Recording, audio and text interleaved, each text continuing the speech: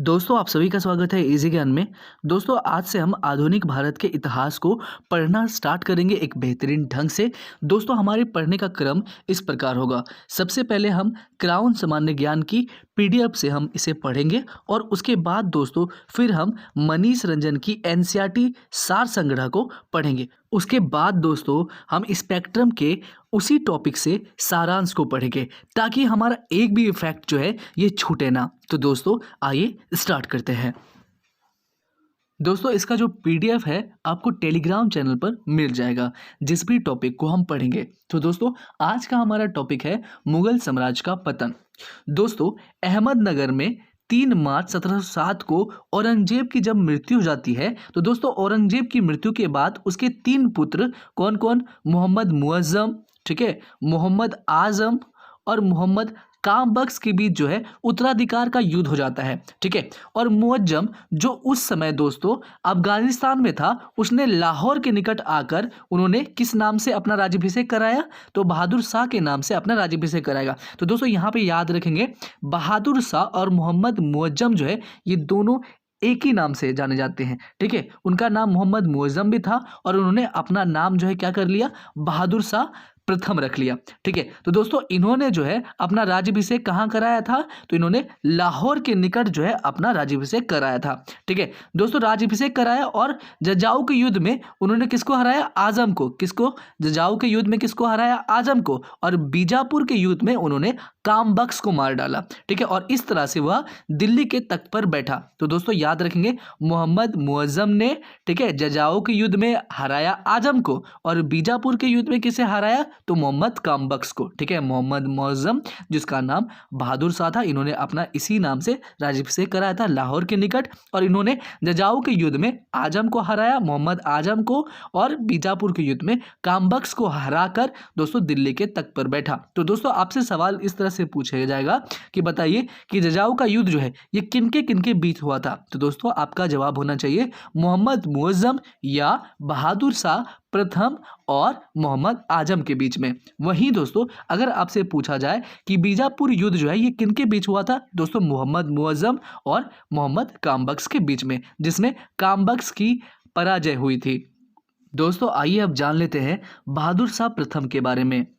दोस्तों बहादुर शाह प्रथम 65 वर्ष की आयु में मुगल सम्राट बना था। तो दोस्तों याद रखेंगे बहादुर शाह प्रथम जो है कितनी वर्ष की आयु में इन्होंने मुगल सत्ता को संभाली थी, मुगल सम्राट ये बने थे। तो दोस्तों इन्होंने 65 वर्ष की आयु में मुगल सम्राट बने थे, ठीक है।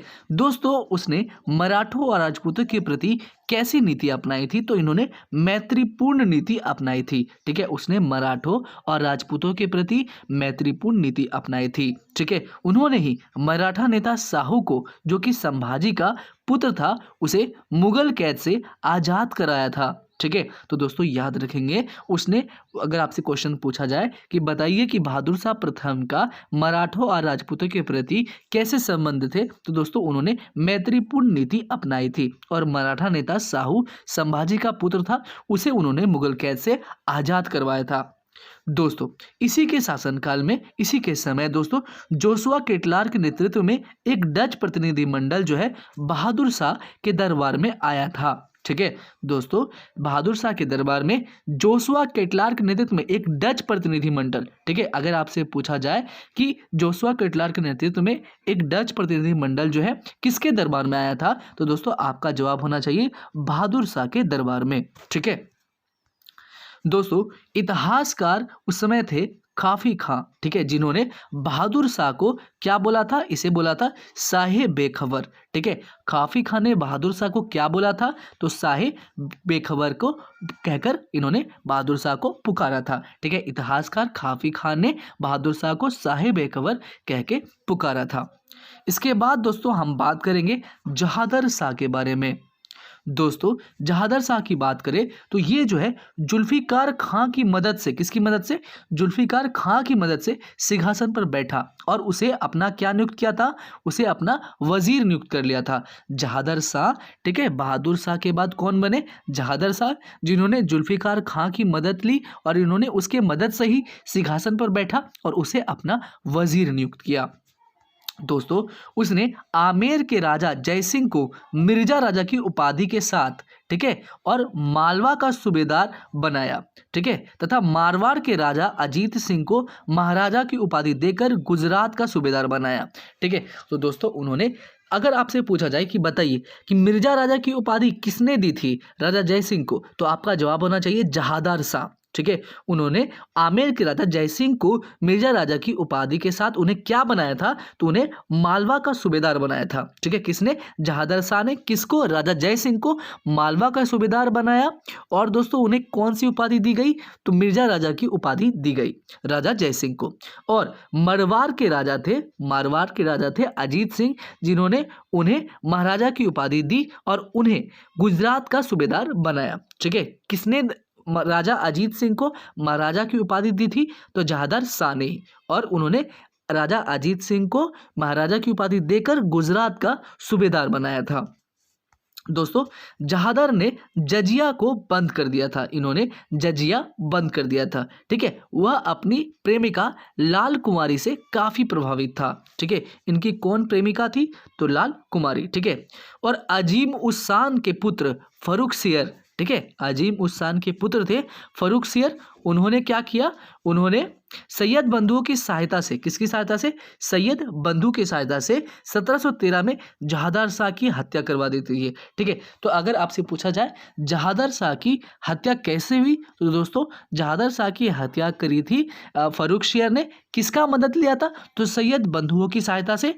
कब उन्होंने जहादर शाह की हत्या करवाई, तो 1713 में, ठीक है। दोस्तों याद रखेंगे जहादर शाह को लोग लापरवाह या लंपट मूर्ख कहते थे। बताइए कि लापरवाह या लंपट मूर्ख किसे कहते थे, तो जहादर शाह को ही लोग लापरवाह या लंपट मूर्ख कहते थे, ठीक है। अगर आपसे पूछा जाए बताइए कि साहे बेखबर हम किसे कहते थे, तो दोस्तों साहे बेखबर की उपाधि जो है किसे दी जाती थी, या कौन जो है उसे ये कहकर पुकारते थे, तो हमारा उत्तर होना चाहिए बहादुर शाह प्रथम को ही हम क्या कहते थे, साहे बेखबर। हाँ, आप बताइए कि साहे बेखबर जो है ये किस इतिहासकार ने दिया था, उन्हें इस नाम से पुकारा था, तो हमारा जवाब होना चाहिए हाफिज खां, ठीक है। अगर आपसे पूछा जाए कि बताइए कि उत्तराधिकार का युद्ध जो है किनके बीच में हुआ था, तो दोस्तों उत्तराधिकार का युद्ध हुआ था, औरंगजेब के 3 बेटे थे, कौन कौन थे, मुअज्जम, आजम और कामबख्श के बीच में हुआ था, ठीक है। तो कौन जीता था, तो मुअज्जम ने जजाऊ के युद्ध में किसको हराया, आजम को हराया, और मुअज्जम ने बीजापुर के युद्ध में किसको हराया, कामबख्श को हराया, ठीक है। आइए अब हम जानते हैं फर्रुखसियर के बारे में, ठीक है। चलिए फर्रुखसियर की बात करें तो दोस्तों फर्रुखसियर को सैयद बंधुओं अब्दुल्ला खां और हुसैन अली, याद रखेंगे सैयद बंधुए जो है ये कौन कहलाते थे, तो अब्दुल्ला खान और हुसैन अली, ठीक है। याद रखेंगे सैयद बंधु कौन थे, अब्दुल्ला खान और हुसैन अली। इन्हीं को दोस्तों क्या कहते थे लोग, इन्हें नृप निर्माता कहते थे, ठीक है। किंग मेकर इसे कहते थे, ठीक है, राजा को बनाने वाले इसे कहते थे, ठीक है। फर्रुखसियर को सैयद बंधुओं, कौन कौन थे सैयद बंधुओं, अब्दुल्ला खां और हुसैन अली, अब्दुल्ला खान और हुसैन अली कौन थे, सैयद बंधु थे। इसी के सहयोग से वे सिंहासन पर बैठे थे, ठीक है। अगर आपसे पूछा जाए जहादर शाह किसके सहयोग से सिंहासन पर बैठा था, तो ये जुल्फिकार खां के सहयोग से, ठीक है। चलिए इसी के काल में सिख नेता बंदा बहादुर को फांसी दी गई थी, ठीक है। दोस्तों फर्रुखसियर के समय में ही सिख नेता थे, कौन थे, बंदा बहादुर, जिन्हें फांसी दी गई थी। चलिए दोस्तों अब बात करते हैं हम जॉन सोरमन की, ठीक है, जॉन सोरमन की। तो जॉन सोरमन के नेतृत्व में ईस्ट इंडिया कंपनी का एक दल जो है 1717 ईस्वी में भारत आया था, ठीक है। जॉन सोरमन के नेतृत्व में ही ईस्ट इंडिया कंपनी का एक दल 1717 ईस्वी में भारत आया था, ठीक है। और उसी दल में एक शल्य चिकित्सक था दोस्तों, ये था हैमिल्टन, कौन था, हैमिल्टन, ठीक है। जॉन सोरमन के नेतृत्व में ईस्ट इंडिया कंपनी का एक दल 1717 में कब आया था, 1717 में कहाँ आया था, तो भारत आया था, ठीक है। और उसी दल में एक शल्य चिकित्सक था जिसका नाम था हैमिल्टन, ठीक है। तो दोस्तों जिसने बादशाह को स्वास्थ्य लाभ भी करवाया था, ठीक है। कहा जाता है कि वे एक भयंकर बीमारी से जूझ रहे थे जिसे हैमिल्टन ने ठीक कर दिया था, ठीक है। उसके बाद दोस्तों फर्रुखसियर ने 1717 ईस्वी में ईस्ट इंडिया कंपनी के लिए व्यापारिक लाभ का शाही फरमान जारी कर दिया, ठीक है, जिसे कंपनी का मैग्ना कार्टा कहा जाता है। तो दोस्तों इसी शाही फरमान को कंपनी का मैग्ना कार्टा कहा जाता है। तो याद रखेंगे, जॉन सोरमन के नेतृत्व में ईस्ट इंडिया कंपनी का एक दल 1717 ईस्वी में भारत आया था। उसी दल में एक शल्य चिकित्सक हैमिल्टन भी था, जिसने बादशाह को स्वास्थ्य लाभ भी करवाया था। फर्रुखसियर ने 1717 ईस्वी में ही ईस्ट इंडिया कंपनी के लिए व्यापारिक लाभ का शाही फरमान खुश होकर जारी किया था, जिसे कंपनी का मैग्ना कार्टा भी कहा जाता है। चलिए दोस्तों, अब हम आगे बात करते हैं। तो फर्रुखसियर सैयद बंधुओं से मुक्त होना चाहता था, ठीक है, क्योंकि वो सैयद बंधुओं की चाल से अवगत हो चुका था, ठीक है।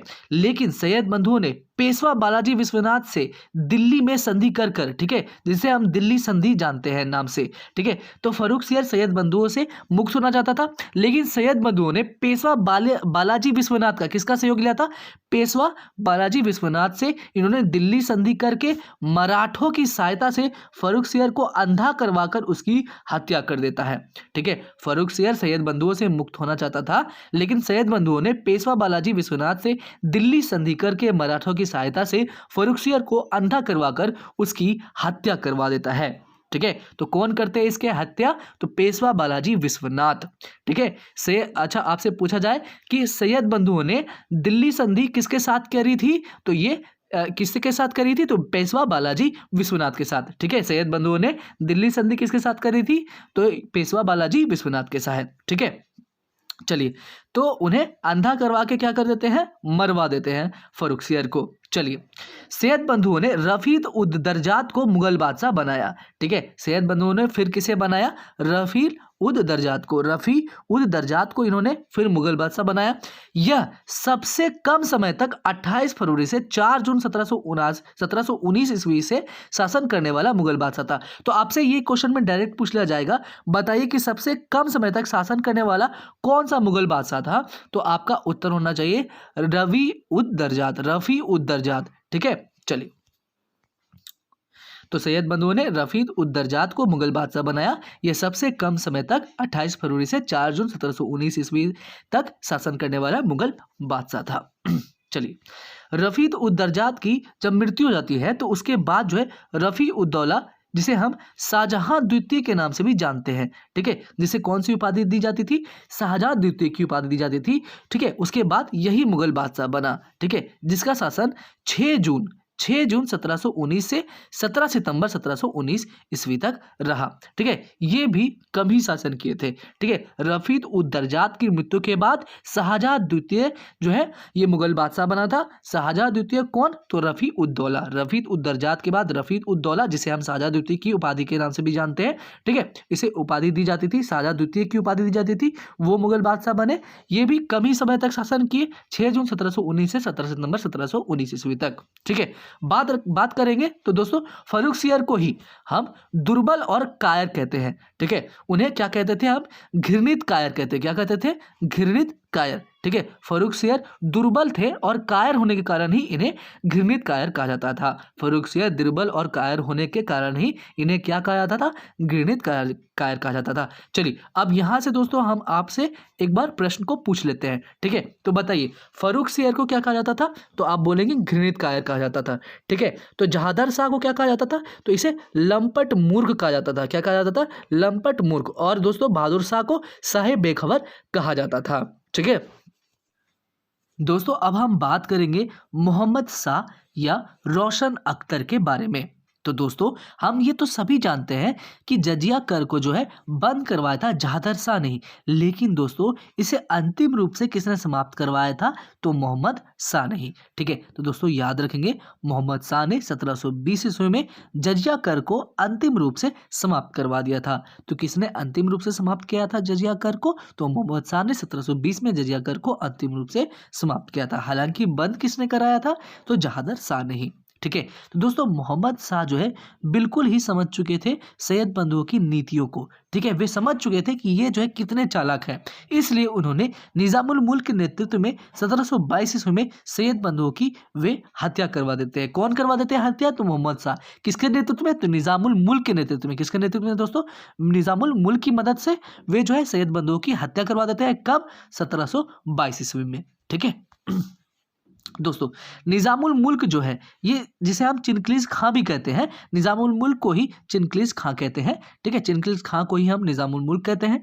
ठीक है, तो निज़ामुल मुल्क चिनक्लीज खां ने हैदराबाद के स्वतंत्र आसफ जाही वंश की नींव डाली थी। तो हैदराबाद के स्वतंत्र आसफ जाही वंश की नींव किसने डाली थी? तो निज़ामुल मुल्क या चिनक्लीज खां ने। दोस्तों इसी के काल में अवध, ठीक है, सादत खां, बंगाल में कौन था? तो मुर्शीद कुली खां, भरतपुर और मथुरा में बदन सिंह, गंगा यमुना दोआब में रुहेल तथा फरुखाबाद में बंगश नवाब ने अपनी स्वतंत्र सत्ता की स्थापना की थी। ठीक है, तो ये स्वतंत्र सत्ता जो है स्थापित करने वाले ये लोग थे। तो अवध में कौन थे? सादत खां, बंगाल में मुर्शीद कुली खां, भरत मथुरा में बदन सिंह, गंगा यमुना दोआब में रुहेल, फरुखाबाद में बंगश नवाबों ने अपनी स्वतंत्र सत्ता जो है इन्होंने स्थापित करी थी। अब इंपॉर्टेंट है, याद रखेंगे, 1739 में नादिर शाह जो कि फारस का शासक था, इन्होंने भारत पर आक्रमण किया। ठीक है, कब किया? तो 1739 में नादिर शाह ने आक्रमण किया था। किसके शासनकाल में, किसके समय में नादिर शाह ने आक्रमण किया था 1739 में? तो हमारा उत्तर हो जाएगा मोहम्मद शाह। ठीक है, तो मोहम्मद शाह के समय में ही 1739 में नादिर शाह ने, जो कि फारस का शासक थे, इन्होंने भारत पर आक्रमण किया था। ठीक है, तो 13 फरवरी 1739 को करनाल के युद्ध में नादिर शाह ने किसे परास्त किया? तो मोहम्मद शाह को परास्त किया। ठीक है, 1739 ईस्वी में नादिर शाह जो कि फारस का शासक था, इन्होंने भारत पर आक्रमण किया। ठीक है, 1739 में किसने आक्रमण किया? कौन थे वे फारस के शासक? तो ये थे नादिर शाह, जिन्होंने भारत पर आक्रमण किया। और 13 फरवरी 1739 को करनाल के युद्ध में नादिर शाह ने मोहम्मद शाह को पराजित किया। ठीक है, तो आपसे पूछा जाएगा कि बताइए करनाल का युद्ध जो है ये किसके बीच लड़ा गया था? तो नादिर शाह और मोहम्मद शाह के बीच। ठीक है, करनाल के युद्ध में दोनों ही साथ थे, एक थे नादिर शाह और दूसरा था मोहम्मद शाह। ठीक है, नादिर शाह ने किसे हराया? तो मोहम्मद शाह को पराजित किया। ठीक है, अब नादिर शाह अवध के नवाब सादत खां के उकसाने पर भारत आया था। ठीक है, नादिर शाह ऐसे नहीं आया था, उसे कौन उकसाया था? तो सादत खां उकसाया था। कौन उकसाया था? सादत खां। ठीक है, नादिर शाह अवध के नवाब सादत खां के उकसाने पर भारत आया था। ठीक है, जब उसने सादत खां से धन मांगा तो लाचार होकर सादत खां ने आत्महत्या कर ली थी। ठीक है, चलिए अब बात करते हैं नादिर शाह की। तो नादिर शाह के भारत पर आक्रमण का प्रमुख उद्देश्य क्या था? केवल धन लूटना। ठीक है, वह अपने साथ तख्ते ताउस, मयूर सिंहासन, क्या दोस्तों? तख्ते ताउस, मयूर सिंहासन और कोहिनूर हीरा फारस ले गया था। ठीक है, नादिर शाह के भारत पर आक्रमण का प्रमुख उद्देश्य क्या था?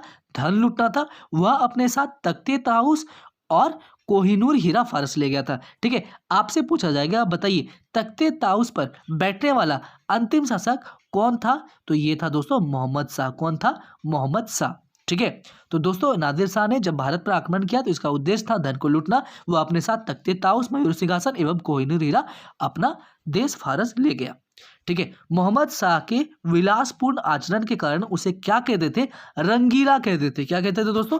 रंगीला कहते थे। ठीक है, उसके विलासपूर्ण आचरण के कारण ही उसे रंगीला कहते थे। अब बताइए कि जहादर शाह को क्या कहते थे? तो जहादर शाह को लापरवाह या लंपट मूर्ख कहते थे।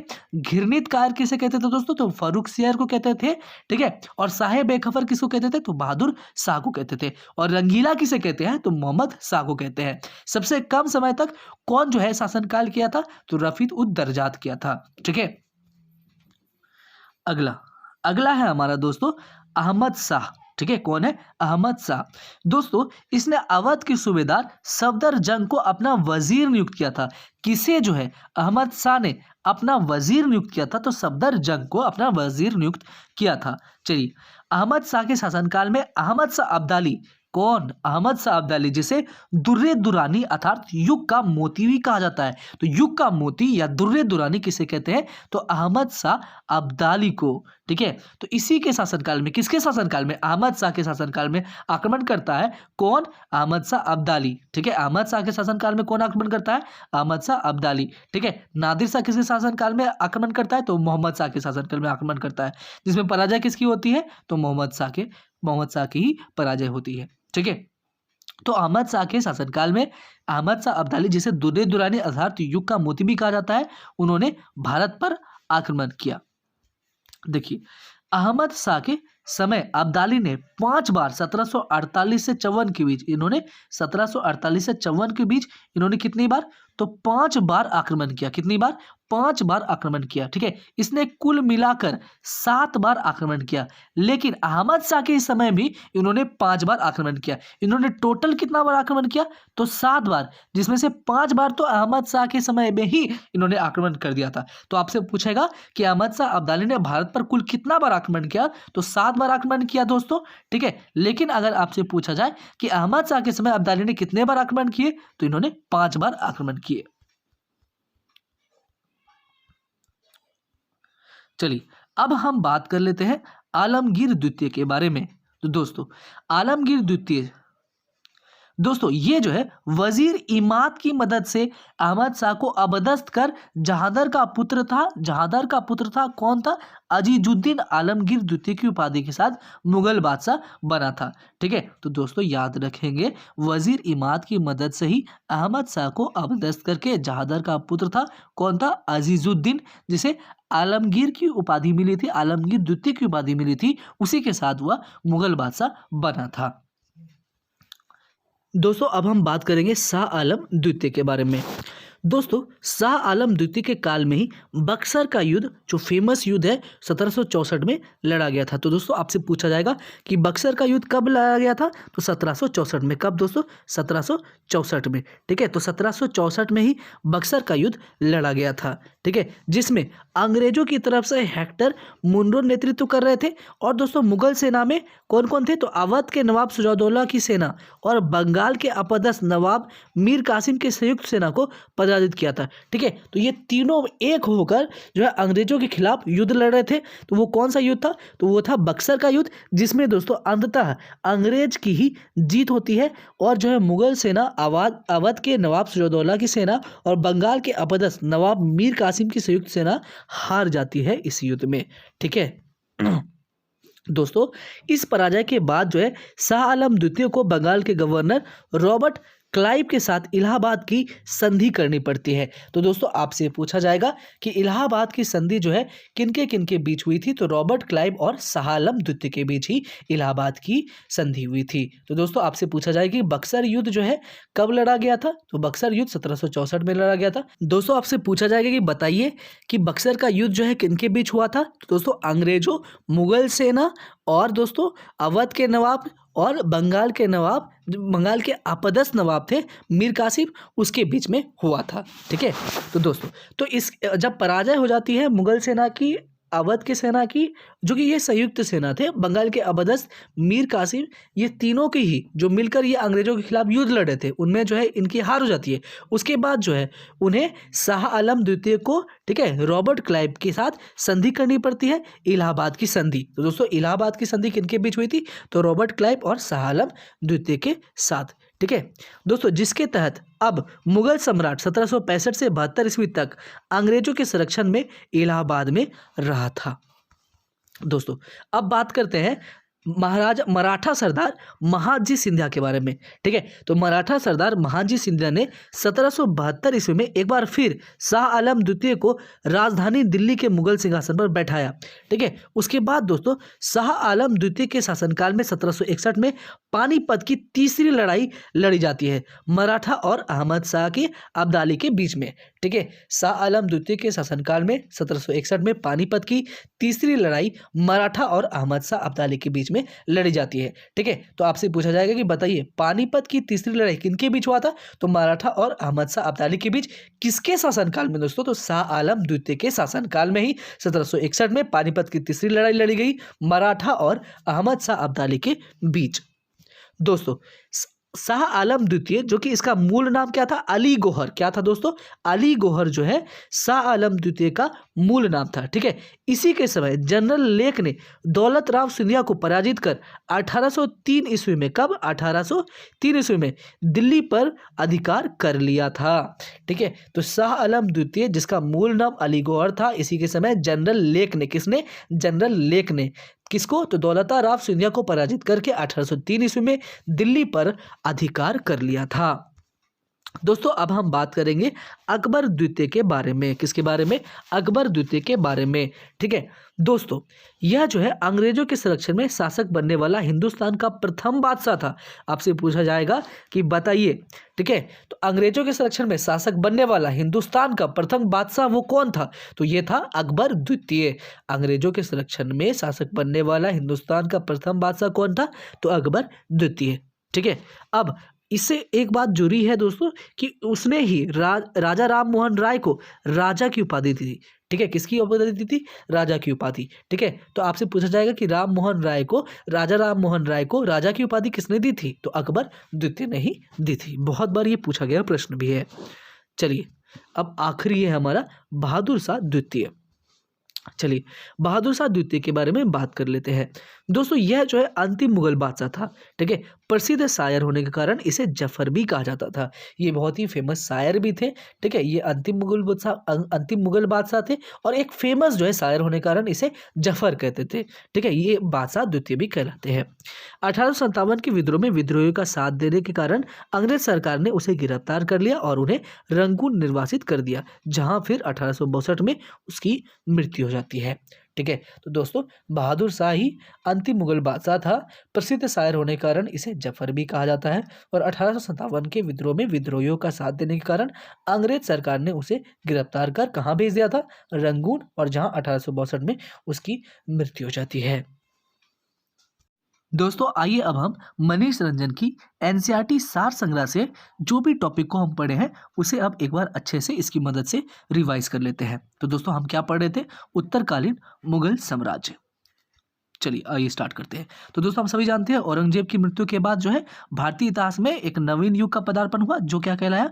उत्तरोत्तर मुगल काल कहलाया। सभी जानते हैं कि औरंगजेब के कितने पुत्र थे? 3 पुत्र थे, जिनकी मृत्यु के समय वे अलग अलग क्षेत्रों में थे। ठीक है, मुअज्जम जो था ये कहाँ पे था? काबुल में था।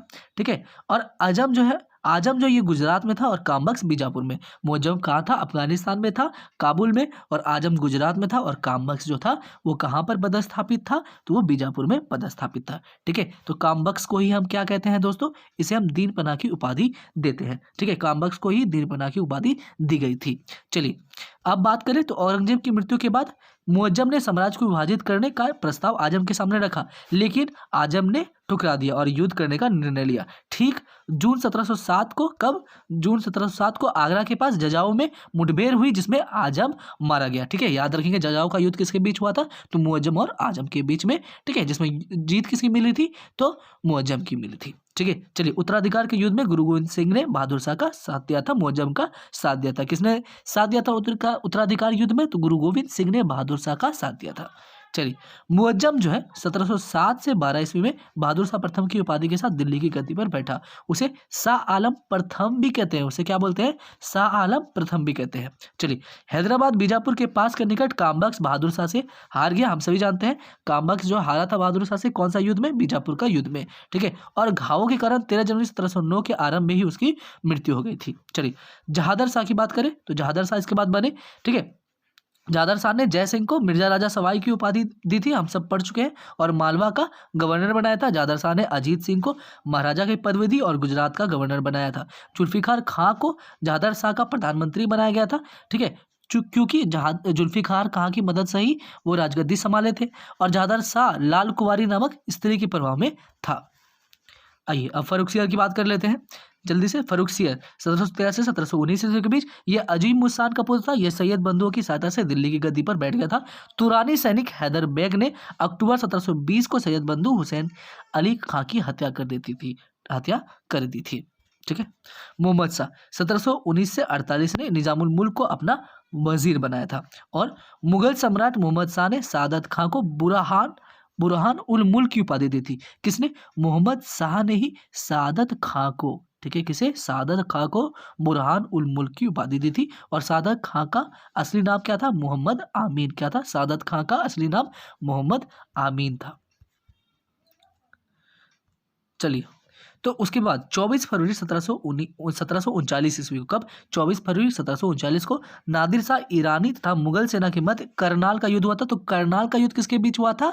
तो दोस्तों याद रखेंगे, मोहम्मद शाह और नादिर शाह के बीच, ठीक है। और नादिर शाह के विरुद्ध मुगल सेना का नेतृत्व जो है कौन कर रहे थे? तो खाने दौरा ने किया था। अब 20 मार्च 1739 को नादिर शाह ने दिल्ली पर अधिकार कर लिया एवं भयंकर कत्लेआम का आदेश दे दिया, ठीक है। और नादिर शाह को ईरान का नेपोलियन भी कहा जाता है। इन्हें ईरान का नेपोलियन किसे कहा जाता है? तो नादिर शाह को ही कहा जाता है, ठीक है। अब बात करें तो नादिर शाह 15 मई 1739 को वापस लौट गए और लौटते वक्त वह अपने साथ इतना धन ले गया कि अगले 3 वर्ष तक नादिर को अपने राज्य में नए कर लाने की जरूरत नहीं पड़ी, ठीक है। अब भारत की कमजोर स्थिति से प्रेरित होकर 1748 से 62 के बीच कौन आता है? अहमद शाह अब्दाली आता है। इसके समय कौन था? तो अहमद शाह था। तो याद रखेंगे दोस्तों, पानीपत का तीसरा युद्ध जो लड़ा था ये मराठा और अहमद शाह अब्दाली के बीच हुआ था। तो उस समय शासनकाल किसका था? तो शाह आलम द्वितीय का था, ठीक है। अब दोस्तों 14 जनवरी 1761 को अब्दाली तथा मराठों के मध्य कौन सा युद्ध होता है? तो पानीपत का युद्ध होता है, ठीक है। जिसका नेतृत्व कौन कर रहे होते हैं? तो सदाशिव राव भाव के अधीन लड़ा गया, जिसमें मराठों की पराजय हुई। अब तख्ते ताउस मयूर सिंहासन पर बैठने वाला अंतिम मुगल शासक मोहम्मद शाही था। चलिए, शाह आलम द्वितीय 1759 से 1806 के बीच के समय पलासी का युद्ध 1757 ईस्वी और बक्सर का युद्ध 1764 ईस्वी एवं गुलाम कादिर खान ने 1806 को शाह आलम द्वितीय की हत्या करवा दी थी, ठीक है। तो बात करें तो शाह आलम द्वितीय की हत्या किसने करी थी? तो गुलाम कादिर खान ने। तो शाह आलम द्वितीय के समय पलासी का युद्ध हुआ था दोस्तों, बक्सर का युद्ध हुआ था दोस्तों, और पानीपत का तृतीय युद्ध भी शाह आलम द्वितीय के शासनकाल में ही 1761 में लड़ी गई थी। चलिए आगे बात करते हैं। तो शाह आलम द्वितीय का वास्तविक नाम क्या था? तो इसका अली गौहर था। इसके शासनकाल में 1803 में अंग्रेजों ने दिल्ली पर कब्जा कर लिया था और अंग्रेजों के संरक्षण में बनने वाला जो प्रथम मुगल बादशाह था ये कौन था? अकबर द्वितीय, जिन्होंने राजा राम मोहन राय को राजा की उपाधि दी थी। मुगल शासक अकबर द्वितीय जीवन भर अंग्रेज के पेंशनकारी या पेंस कर बनकर रहे थे। अब बहादुर शाह द्वितीय 1837 से 57 में अंतिम मुगल शासक था जो जफर उपनाम से कविताएं लिखता था और शायरी क्या करता था, इसीलिए इसे क्या बोलते थे? जफर कहते थे। बहादुर शाह जफर कहते थे। चलिए बात करें तो 1857 की क्रांति में भाग लेने के कारण अंग्रेजों द्वारा बहादुर शाह जफर को बंदी बना लिया गया था और रंगून भेज दिया गया था और 1857 में औपचारिक रूप से मुगल साम्राज्य समाप्त हो जाता है और इस तरह से हमारा टॉपिक भी समाप्त हो जाता है। अब हम स्पेक्ट्रम के सारांश को देख लेते हैं। चलिए दोस्तों, तो ये रहा हमारा स्पेक्ट्रम का सारांश। आइए पढ़ते हैं। दोस्तों मुगल साम्राज्य का पतन जो है ये तो हो गया, लेकिन ये किस कारण से हुआ? तो इसका आंतरिक कमजोरी और बाहरी चुनौतियों के कारण हुआ, जिसमें प्रमुख कौन था दोस्तों? तो पहला था कि औरंगजेब की जिम्मेदारी, धार्मिक एवं दक्कन नीतियां, कमजोर उत्तराधिकारी का लड़ाई, उत्तराधिकारी के स्पष्ट एवं सुनिश्चित नियमों का अभाव होना, मुगल सेना कुलीन वर्ग का क्षय होना, ठीक है, और दरबारी प्रतिस्पर्धा एवं शत्रुता, मराठा चुनौती भी दी जा रही थी उस समय, और आर्थिक संकट, जागीरदारी संकट, ठीक है, मुगल राज व्यवस्था की प्रकृति, फिर यूरोपियों का आगमन, विदेशी आक्रमण, राष्ट्रवाद की भावना का अभाव और वंशानुगत निरंकुशता एवं केंद्रीकृत सरकार ही इसका मुख्य कारण बनी।